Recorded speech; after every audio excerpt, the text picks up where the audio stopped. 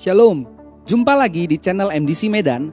Mari memuji, menyembah, mendengarkan sabda Tuhan, dan bersekutu bersama saudara-saudari seiman dimanapun berada dengan segenap hati dalam ibadah hari ini, Minggu 4 Oktober 2020. Kami berdoa, kiranya Anda diberkati dengan pelayanan ini. Silahkan menekan tombol subscribe agar Anda dapat langsung menerima pemberitahuan terbaru tentang pelayanan atau informasi lainnya yang berkaitan dengan pelayanan GKPB MDC Medan. Jika Anda baru pertama sekali mengikuti pelayanan ibadah di GKPB MDC Medan atau memiliki beban doa, kami akan sangat senang sekali berdoa bagi Anda. Silahkan menghubungi kami lewat sosial media yang tertera di layar. Saudara, doa pagi Morning Dew yang biasanya tayang perdana setiap hari Senin dini hari pukul 5, untuk sementara ini tidak diunggah di channel ini. Mari tetap satukan hati berdoa bersama di rumah masing-masing dengan topik doa dari Komisi Doa GKPB yang dibagikan di grup kita masing-masing. Mari berbagi kasih dan kepedulian sebagai gereja Tuhan dengan saudara-saudari kita yang sangat terdampak oleh pandemi COVID-19 yang sedang terjadi, dengan memberikan bantuan bagi mereka yang sangat membutuhkannya. Bagi saudara-saudari keluarga MDC Medan, persembahan ibadah mingguan dan persepuluhan bisa dilakukan dengan transfer ke Bank BCA dengan nomor rekening 022 0095 878. Persembahan misi di Bank BCA nomor rekening 022 2235 551. Persembahan pembangunan di Bank BCA nomor rekening 022 2236060. Semua rekening di atas nama Gereja Kristen Perjanjian Baru. Mari siapkan hati, siapkan catatan, dan kami ucapkan selamat beribadah.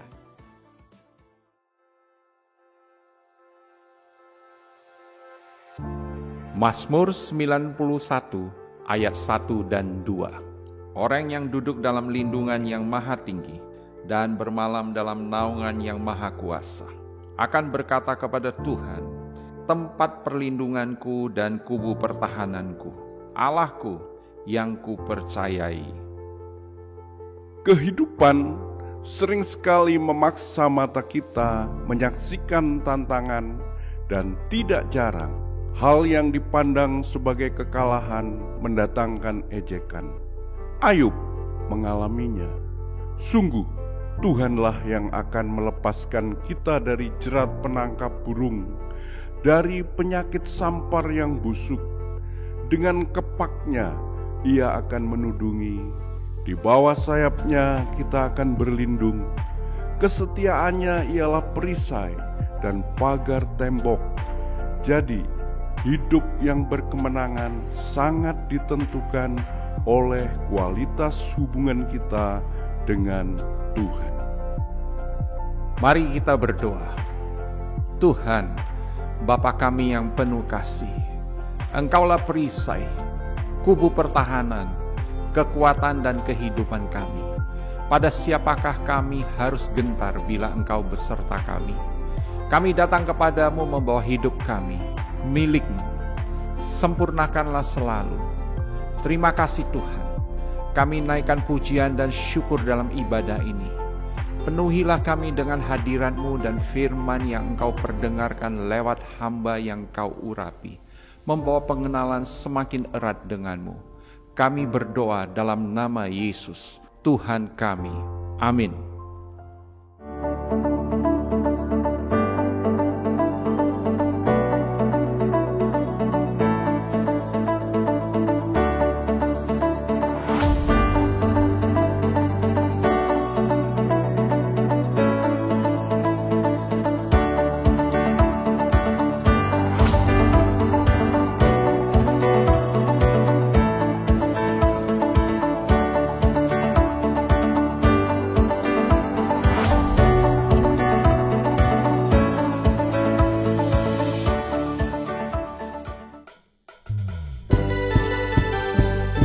Kita puji Dia Yesus Tuhan.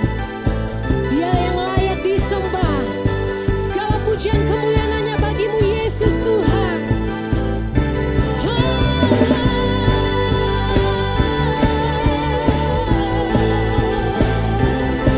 Kita adalah orang-orang yang diberkati Tuhan. Amin.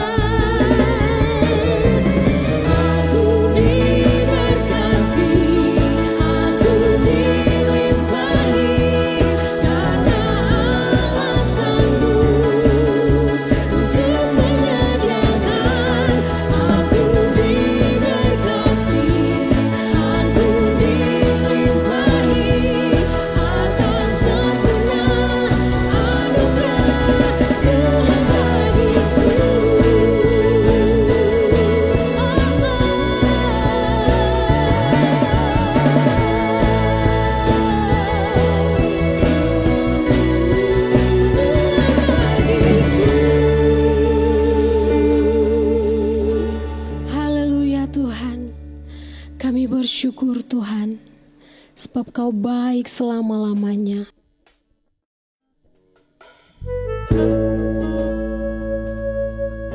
Terima kasih Tuhan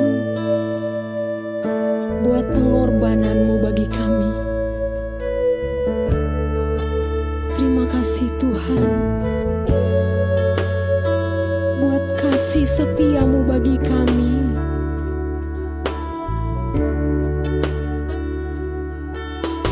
Ya Tuhan, ada tempat yang mulia, anugerah-Mu tercurah, Kau berikan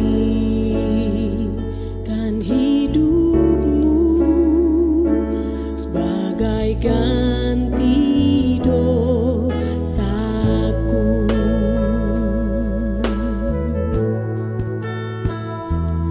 Lebih dari yang kukira, pengampunan yang kuterima, kasih Yesus yang abadi mengalir di Kalvari.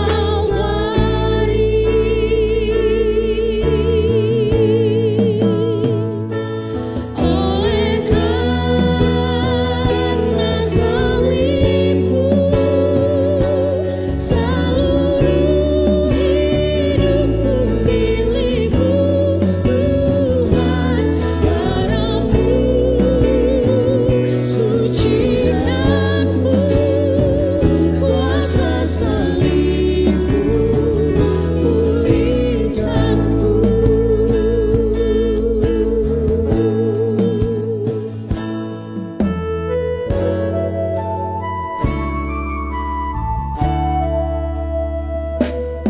Lebih dari yang kukira, pengampunan yang kuterima, kasih Yesus yang abadi mengalir di Kalvari. Oleh kuasa-Mu, oleh karena salib-Mu, seluruh hidupku milik-Mu, Tuhan.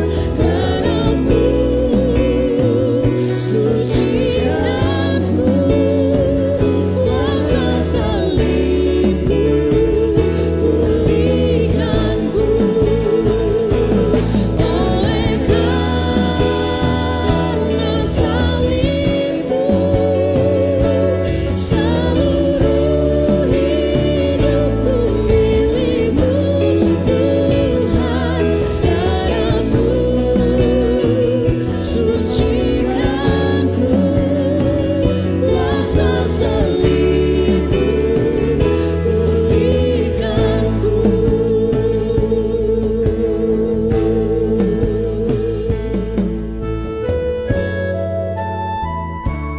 Biar kita merenungkan kasih Tuhan, pengorbanan Tuhan di kayu salib. Dia rela mati bagi kita. Dia korbankan dirinya untuk menebus dosa kita. Sakit penyakit kita, semua Dia tanggung di kayu salib.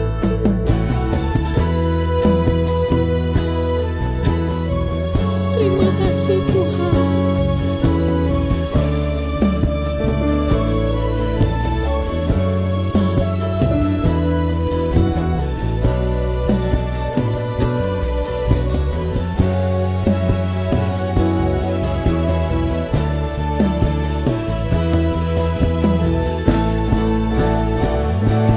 Oleh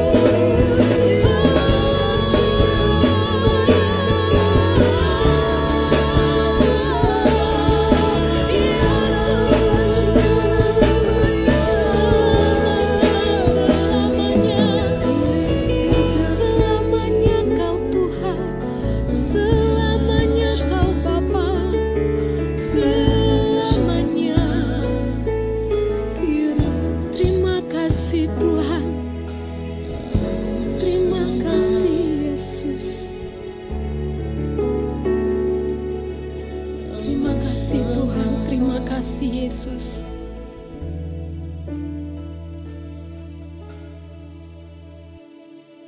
Haleluya, saudara Bapak Ibu yang terkasih dalam Kristus, sebentar kita mengadakan perjamuan kudus bagaimana awal bulan. Sebelumnya mari kita berdoa sejenak, mari kita tundukkan kepala. Tuhan, terima kasih, biarlah kami sebentar mengadakan perjamuan kudus. Kami minta perkenan-Mu, urapan-Mu, berkat-Mu turun atas kami, biarlah menjadi kesegaran, kesehatan, kekuatan, dan menjadi berkat bagi kami yang mengadakannya. Tuhan, terima kasih, di dalam nama Yesus kami mau adakan perjamuan kudus.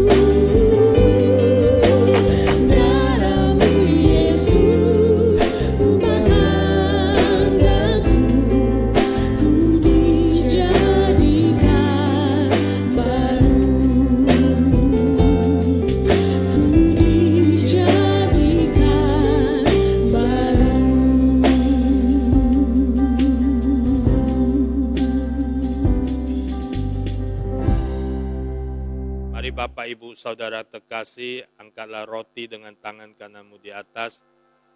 Mari kita adakan di dalam nama Yesus. Sebab apa yang telah kuteruskan kepadamu telah aku terima dari Tuhan, yaitu bahwa Tuhan Yesus pada malam waktu ia diserahkan mengambil roti, dan sesudah itu ia mengucap syukur atasnya. Ia memecah-mecahkannya dan berkata, inilah tubuhku yang diserahkan bagi kamu. Perbuatlah ini menjadi peringatan akan aku. Mari saudara kekasih, makan di dalam nama Yesus.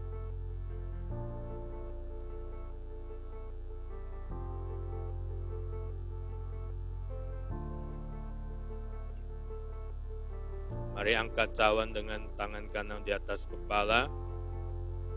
Demikian juga ia mengambil cawan sesudah makan lalu berkata, cawan ini adalah perjanjian baru yang dimeteraikan oleh darahku. Perbuatlah ini setiap kali kamu meminumnya menjadi peringatan akan aku. Mari kita minum di dalam namanya. Mari kita ucap syukur atas tubuhnya yang sudah tercabik-cabik bagi engkau dan saya. Mari kita ucap syukur atas seluruh pengorbanannya yang di kayu salib, yang telah mencurahkan darahnya yang mahal, yang kudus, yang tiada noda cacat celah, yang untuk mengampuni engkau, menebus diri engkau, membawa engkau dari kegelapan kepada terangnya yang ajaib, untuk menebus diri engkau, untuk memperoleh berkat ilahi, keselamatan ilahi, pengampunan ilahi, di dalam nama Yesus. Mari kita ucap syukur di dalam nama Yesus. Hurabadama kasikaya pakana ya hurapapa. Hirabadama kasikaya hukana makataka. Hirabaya barabaya papa kata-kataka. Hirabaya barabana makasikaya papa. Hirabaya mana maka syana makataka. Terima kasih Bapa untuk pejaman kudus yang indah, yang luar biasa ini, yang kiranya memberkati kami semua ya Bapa, yang sungguh Engkau kasihi. Biarlah melalui pejaman kudus kami semakin kuat, semakin kokoh, semakin teguh, semakin mengasihi-Mu ya Bapa, dan semakin mencintai-Mu ya Allah, di dalam nama Yesus. Berkati seluruh hamba-hambamu, umatmu, jemaatmu yang sudah mengambil bagian di dalam perjamuan kudus ini. Kiranya berkat yang dari Allah Bapa menyertai, memenuhi semua yang terlibat di dalam perjamuan kudus ini. Tuhan, sebentar kami akan dengar kebenaran firman-Mu yang akan disampaikan oleh hamba-Mu, Bapak Pendeta Petrus Nawawi. Tuhan urapi, Tuhan berkati, Tuhan sendirilah yang berbicara melalui hamba-Mu untuk memberkati kami semua yang mendengarkan, yang beribadah pada hari ini. Terpujilah Engkau Tuhan, di dalam nama Yesus kami ucap syukur. Haleluya, amin.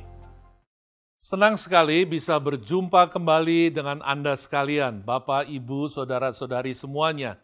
Sekalipun kita belum bisa bertatap muka, tetapi setidaknya kita bisa berjumpa saat ini melalui online ini. Saat ini saya ingin mengajak kita sekalian untuk membuka Alkitab kita dan membaca dari 1 Samuel pasal 23 ayat 25 sampai dengan 28. Ketika Saul dengan orang-orangnya pergi mencari Daud, diberitahukanlah hal itu kepada Daud. Lalu pergilah ia ke Gunung Batu dan tinggal di padang gurun Maon. Saul mendengar hal itu, lalu mengejar Daud di padang gurun Maon. Saul berjalan dari sisi gunung sebelah sini, dan Daud dengan orang-orangnya dari sisi gunung sebelah sana.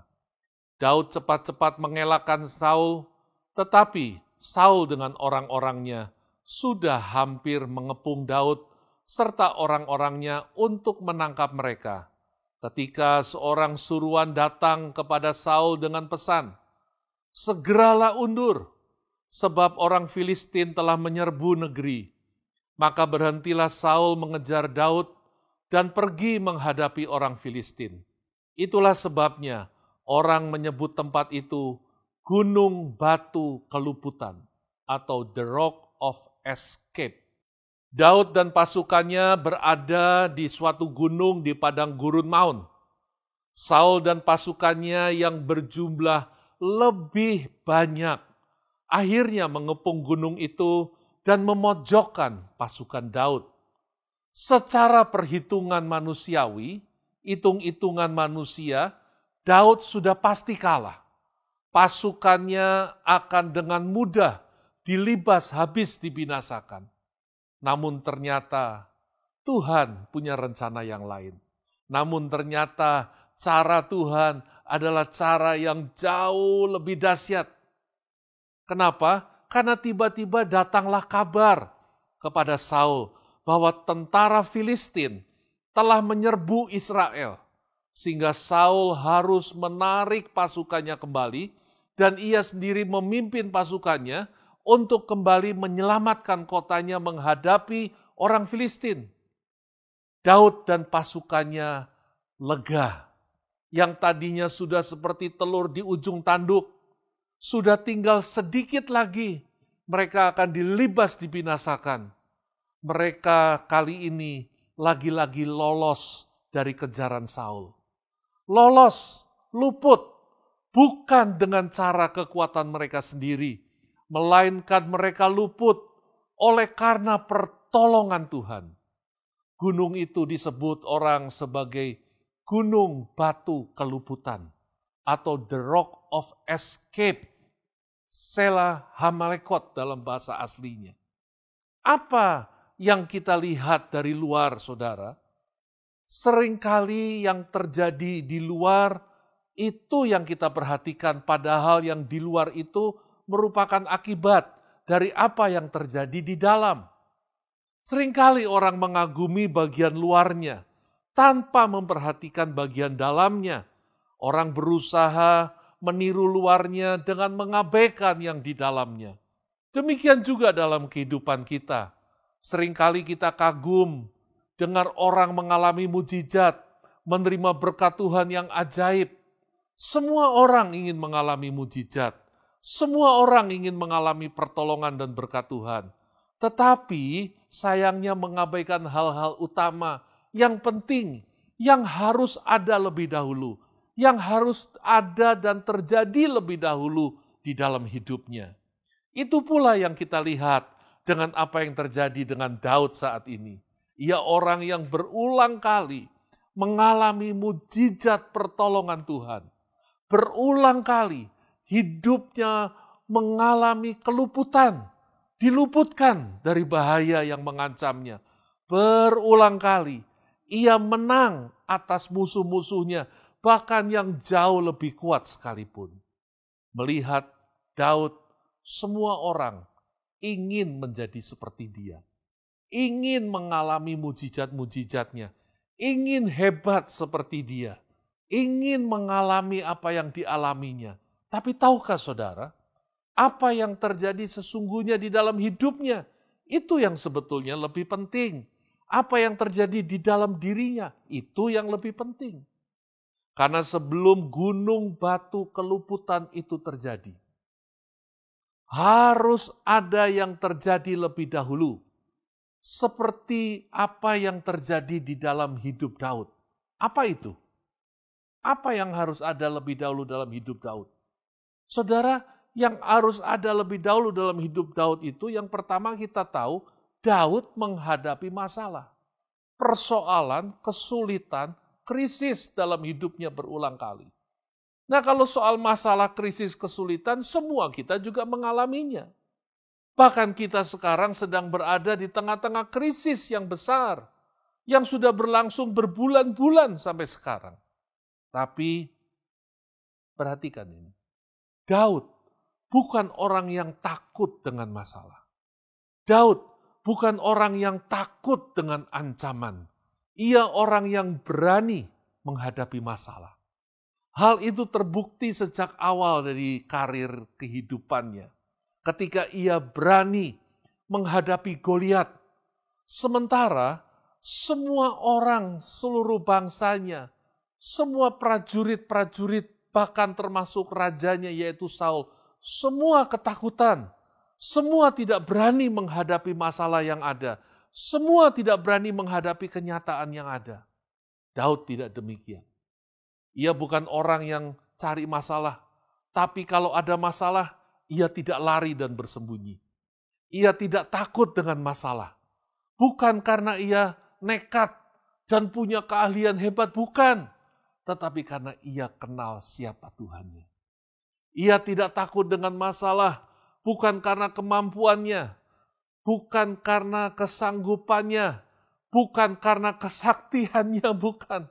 Tetapi karena Tuhannya yang ia kenal. Nah saudara, sikap inilah yang harus kita miliki dalam hidup kita sebagai orang percaya. Tidak takut dengan masalah, tidak takut dengan persoalan. Bukan karena kita membabi buta, bukan karena kita nekat semaunya, bukan. Tapi karena kita kenal siapa Allah kita. Karena kita tahu siapa yang mengendalikan hidup kita. Siapa yang melindungi dan menjaga dan memberkati hidup kita. Saudara, Daud orang yang tahu harus menyerah ke siapa. Dia orang yang tahu bahwa dia harus menyerah dan lari kemana. Ia tidak lari dari masalah, tapi ia lari kepada Tuhan. Tuhanlah pelariannya. Dialah the rock of escape. Makanya, kalau Tuhan jadi tempat pelarian bagi kita, maka masalah yang paling mengancam sekalipun, keadaan yang paling menakutkan, situasi yang paling menekan, krisis yang paling berat, akan berubah menjadi kemenangan. Sehingga kita dapat mengatakan, ia gunung batu keluputanku. He is my rock of escape. Di tempat di mana kita terancam, di situ kita malah melihat mujizat. Kalau kita berani menghadapi itu semua. Tanpa ada masalah, bagaimana kita bisa mengalami mujizat Tuhan? Tanpa ada tantangan, bagaimana kita bisa melihat tangan Tuhan menolong kita?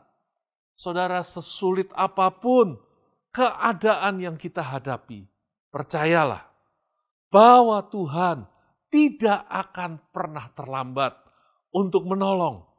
Dia selalu punya cara untuk menolong kita. Ketika kita mengalami pertolongannya yang luar biasa, maka kita benar-benar bisa mengatakan bahwa Tuhan adalah gunung batuku, tempat perlindunganku, kota bentengku. Saudara, terlalu mudah bagi Tuhan untuk menolong, meluputkan, dan membebaskan kita. Dan menunjukkan caranya di tengah-tengah keadaan terjepit untuk mengeluarkan kita dari situ. Namun semua itu tergantung pada bagaimana kita menjalani kehidupan ini. Bukan hanya teriak ketika kita sulit, setelah itu kita hidup semaunya sendiri lagi. Bukan. Jadi saudara, yang pertama jangan takut dengan masalah. Jangan takut dengan persoalan dan krisis. Beranilah menghadapinya karena kita menyadari siapa Tuhan di dalam hidup kita. Tapi yang kedua saudara, yang menentukan itu adalah kualitas dari kehidupan kita. Daud orang yang hidupnya punya kualitas. Tidak sekedar hidup.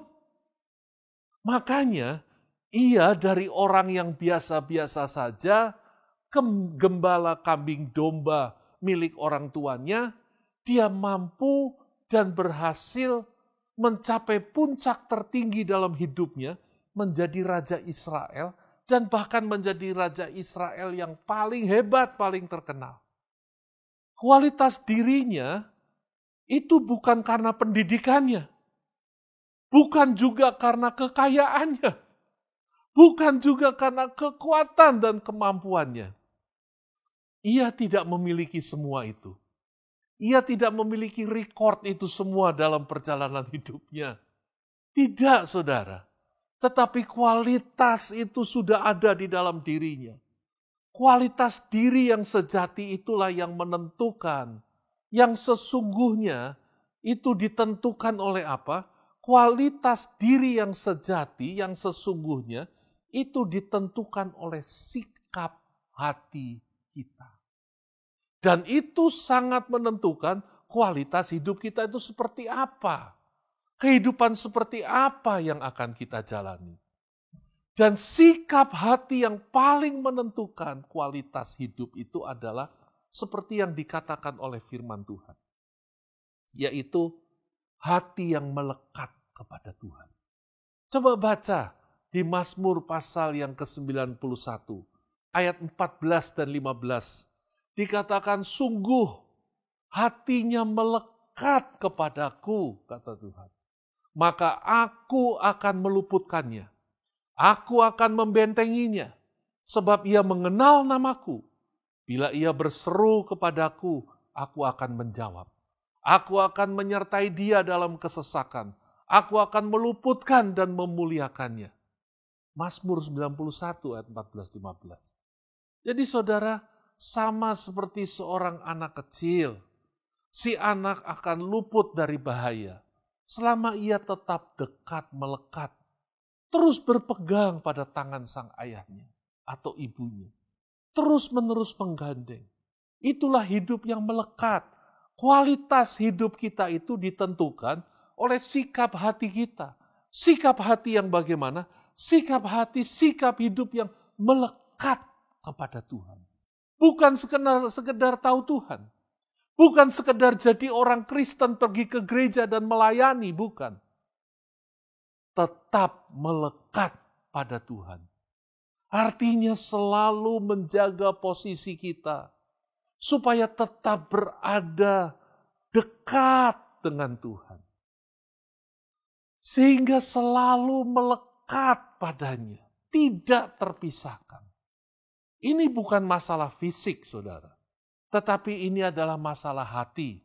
Sama seperti sepasang kekasih yang sekalipun berjauhan tempatnya, tetapi masing-masing merasa begitu dekat. Kenapa merasa begitu dekat? Karena sang kekasih itu ada di dalam hatinya. Hatinya dipenuhi oleh kekasihnya. Sebaliknya, orang bisa saja tinggal satu rumah, bahkan sebagai suami istri, tapi terasa begitu jauh. Kenapa begitu jauh? Kenapa terasanya sangat jauh? Padahal tinggal satu rumah, secara fisik dekat, karena hati yang kosong. Hatinya kosong, tidak lagi ada sang kekasih di situ. Yang ada adalah hal-hal yang lain. Mungkin jangan-jangan ada orang lain, itu bahaya. Dalam keadaan seperti demikianlah, saudara, kita itu dekat dengan Tuhan. Bukan tentang fisik, tetapi sikap hati kita. Hati yang terus dipenuhi dengan kasih dan cinta kepada Tuhan. Bagaimana menjaga kedekatan kita dengan Tuhan itu? Sederhana saja, yaitu dengan hidup yang senantiasa taat kepada firman-Nya. Jangan mentaati firman-Nya kita nggak mau, tetapi berkatnya kita minta, kita mau malah. Melekat pada Tuhan dan hidup di dalam firman-Nya sesungguhnya adalah inti dari seluruh kehidupan kita dan apa yang diajarkan oleh Alkitab. Perjanjian antara Allah dan umat-Nya yang itu dikatakan di dalam firman Tuhan, yang ada ditulis di dalam Taurat, dikatakan dari Taurat itu sekarang ditulis di mana? Di hati kita, di batin kita. Sehingga kita betul-betul mengenal Tuhan. Bukan hanya tahu tentang Dia, tapi itu ada di dalam hati. Daud tahu apa yang menjadi isi hati Tuhan.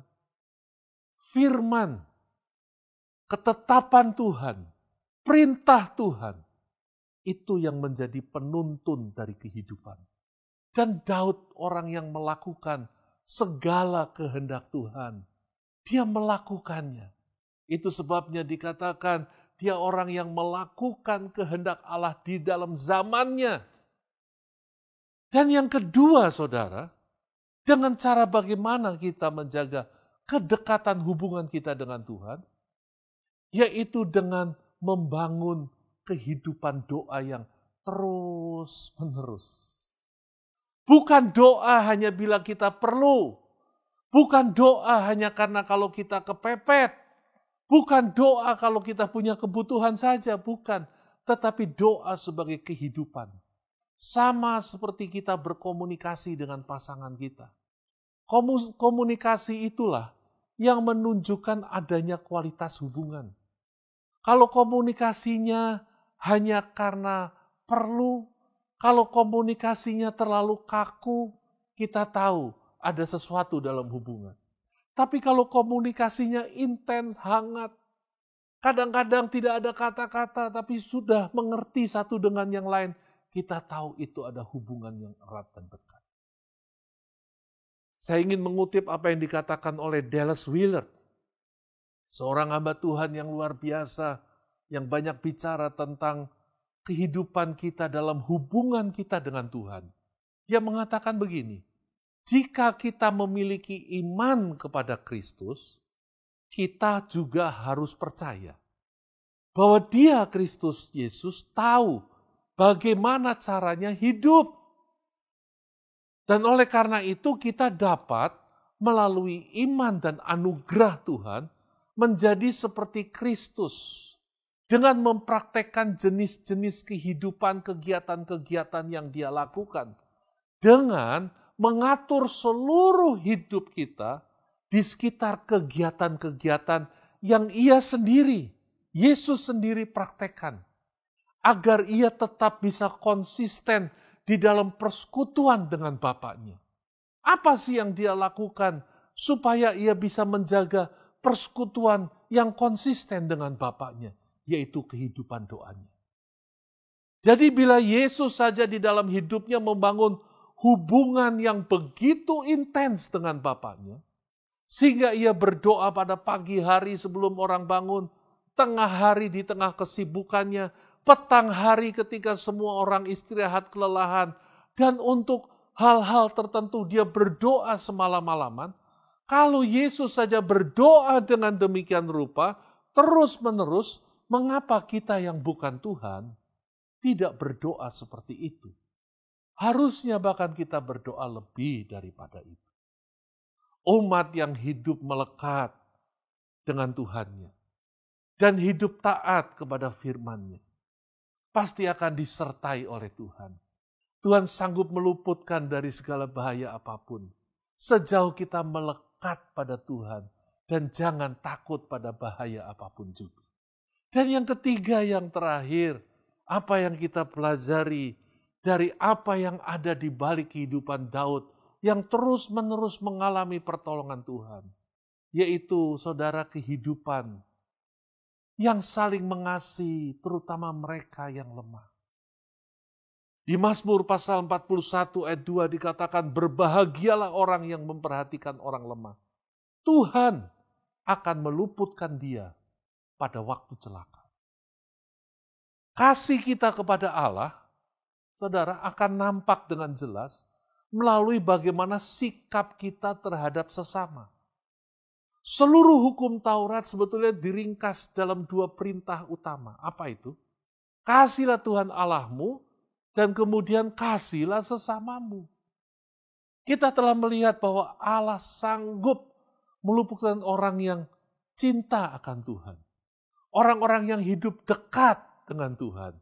Yang hatinya melekat padanya. Yang mengenal namanya. Nah saudara, orang-orang yang seperti itu sudah seharusnya juga mau memperhatikan orang yang ada di sekitarnya. Apalagi yang lemah. Inilah tanda yang bisa kita lihat, yang bisa kita amati di dalam keseharian hidup kita. Kita nggak perlu cerita banyak berbusa-busa mengatakan betapa dekatnya saya itu dengan Tuhan. Nggak perlu. Dari bagaimana kita hidup saja kita akan tahu. Melalui apa? Melalui bagaimana kita memperlakukan orang-orang di sekitar kita. Kalau hidup kita hidup yang dekat dengan Tuhan, hidup yang mengasihi Tuhan, sudah pasti, saudara. Kita akan hidup mengasihi orang-orang yang ada di sekitar kita.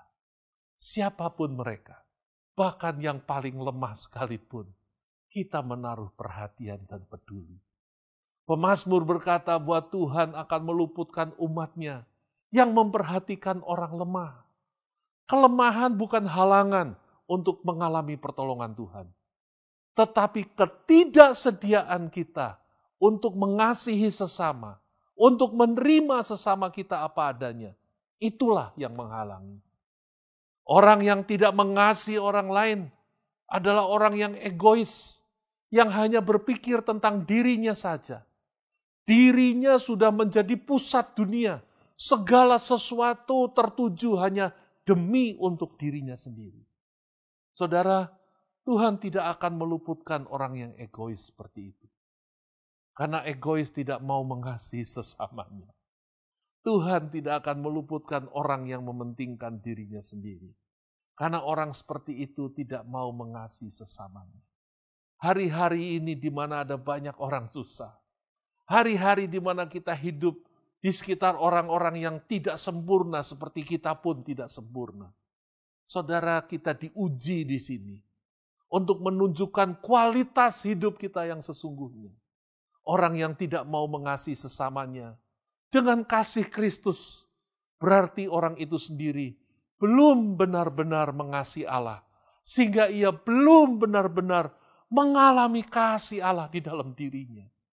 Kita banyak melihat bahwa berkat-berkat Tuhan bergantung dengan bagaimana sikap kita terhadap orang lain. Tuhan tidak menuntut kita untuk memperhatikan orang yang lemah secara berlebih-lebih. dengan apa yang tidak ada pada kita, tidak. Tuhan bukanlah Tuhan yang kejam dan semaunya sendiri yang memaksa kita untuk menolong orang dengan apa yang tidak kita miliki. Tidak. Tuhan meminta supaya kita menolong orang, peduli dengan orang, dengan apa yang sudah kita miliki, dengan apa yang sudah Tuhan berikan kepada kita. Nah saudara, Daud adalah orang yang mengasihi Tuhan dengan sepenuh hatinya. Dan hal itu juga terlihat dengan bagaimana sikapnya kepada orang-orang yang ada di sekelilingnya. Alkitab mencatat bahwa pasukan Daud itu adalah orang-orang yang semula berada di dalam kesesakan, orang-orang yang bermasalah, dikatakan orang-orang yang dikejar hutang, orang-orang yang sakit hati. Dan mereka semua itu menjadi orang yang diperhatikan oleh Daud, hidupnya bahkan dipulihkan oleh Daud. Padahal mereka orang-orang yang tidak layak, tidak pantas, sehingga mereka dikucilkan, saudara. Daud menjadi pemimpin mereka. Daud memperhatikan mereka yang lemah. Alkitab tidak berkata bahwa Daud bersekutu di dalam kejahatan mereka, tidak. Melainkan Daud menjadi pemimpin mereka dan hidup mereka berubah, saudara. Daud memperhatikan mereka yang lemah, yang tersisih. Selain itu Alkitab juga mencatat bahwa sekalipun Daud diperlakukan buruk oleh Saul dan bahkan terus-menerus akan dibunuh oleh Saul tetapi luput, Daud tetap respect dan tetap menghormatinya. Dengan kata lain, ia tetap mengasihi, ia menerima Saul apa adanya. Saudara, ini sikap yang luar biasa, yang mengundang berkat Tuhan. Tuhan akan menunjukkan pertolongannya yang luar biasa kepada orang yang mengutamakan Dia, yaitu orang yang melekat kepadanya, taat kepada firman-Nya, mengasihi sesamanya sesuai dengan perintahnya. Bagi Tuhan, tidak sulit untuk meluputkan kita dari yang jahat, dari kecelakaan apapun juga, dari krisis dan kesulitan apapun juga, bahkan dari maut. Tidak terlalu sulit bagi Tuhan, terlalu mudah bagi Tuhan. Tapi yang penting, bagaimana kualitas kehidupan kita? Apakah kita orang yang mengenal Tuhan dengan cara seperti Daud menjalani kehidupannya? Saudara, saya ingin menutup dengan membaca ayat ini. Daniel 11 ayat 32b. Dikatakan tetapi umat yang mengenal Allahnya akan tetap kuat dan akan tetap bertindak. Dikatakan orang-orang yang umat yang mengenal Allahnya akan tetap kuat, shall be strong, and do exploit. Saudara, untuk dapat hidup di dalam dunia pada zaman-zaman sekarang ini, diperlukan orang-orang yang punya kualitas seperti itu. Orang-orang yang di tengah-tengah kehancuran dan kesulitan tidak ikut hancur dan tidak tertindas dengan apa yang ada, tapi bahkan mampu bangkit. Karena apa? Bukan karena kehebatan mereka, bukan karena keunggulan mereka, bukan. Tetapi karena mereka mengenal siapa Tuhan. Mereka orang-orang yang hidup dan berjalan sehari-hari bersama dengan Tuhan. Hanya mereka yang mengenal Allahnya. Orang-orang yang tahu siapa Tuhannya. Saudara, mereka lah yang akan terus hidup di dalam kemenangan. Hidup bukan karena situasi dan keadaan, tetapi hidup karena Tuhan yang dilayani dan yang disembahnya. Karena itu, mari kita datang semakin mendekatkan hidup kita kepada Tuhan. Dialah gunung batu keluputan kita. Jangan takut dengan apapun yang kita hadapi, tapi tetap melekat kepada Tuhan. Tetap berani dengan apa yang kita harus hadapi, tetap hidup di dalam firman-Nya, dan tetap hidup saling mengasihi satu dengan yang lain, menerima sekitar kita apa adanya. Karena itu mari kita datang kepada Tuhan di dalam doa saat ini. Kami bersyukur kepadamu Tuhan untuk firman-Mu yang terus mengingatkan kami, yang terus mengajar kami bahwa Engkaulah gunung batu keluputan kami, the rock of escape. Tuhan, kami bersyukur kalau kami hidup di dalam Engkau, kami tahu ada perlindungan yang sejati. Bahkan di tengah keadaan yang paling mencekam, di tengah keadaan yang paling kritis, bahkan seolah seperti telur di ujung tanduk, Engkau mampu memberkati dan mengubah semuanya menjadi berkat, sukacita, dan kemenangan. Itu sebabnya ajar kami Tuhan untuk terus hidup melekat kepadamu. Hidup terus di dalam firman-Mu. Untuk kami terus hidup dekat dalam Engkau, di dalam persekutuan dengan Engkau. Untuk kami hidup dengan lingkungan kami, sesama kami. Untuk kami saling mengasihi satu dengan yang lain. Kami mengucap syukur kepadamu ya Bapa. Kami naikkan pujian kepadamu dan membuka hati kami terus untuk Engkau berkarya dalam hidup kami. Di dalam nama Tuhan Yesus. Amin.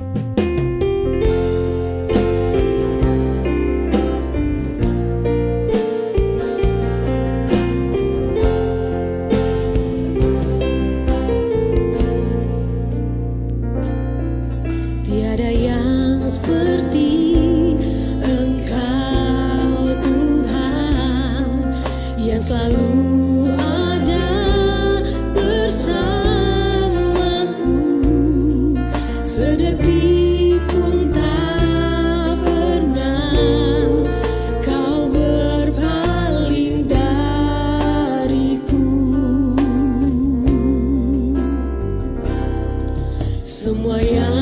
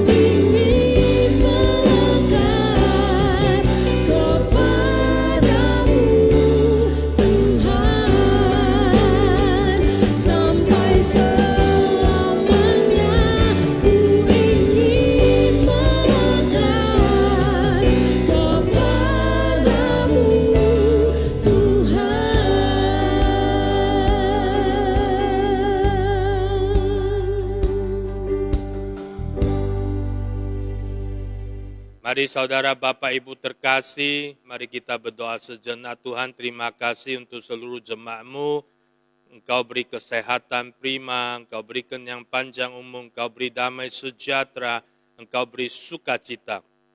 Tuhan berkati jemaat-Mu yang sudah berjerih payah, yang mau dengan rendah hati, yang mau taat, yang mau setia, yang mau berkorban atas seluruh kebenaran firman-Mu. Tuhan berkati berlimpah, berkati seluruh jemaat-Mu yang terlibat di dalam persembahan, perpuluhan, persembahan pembangunan, persembahan misi, persembahan khusus, persembahan umum juga.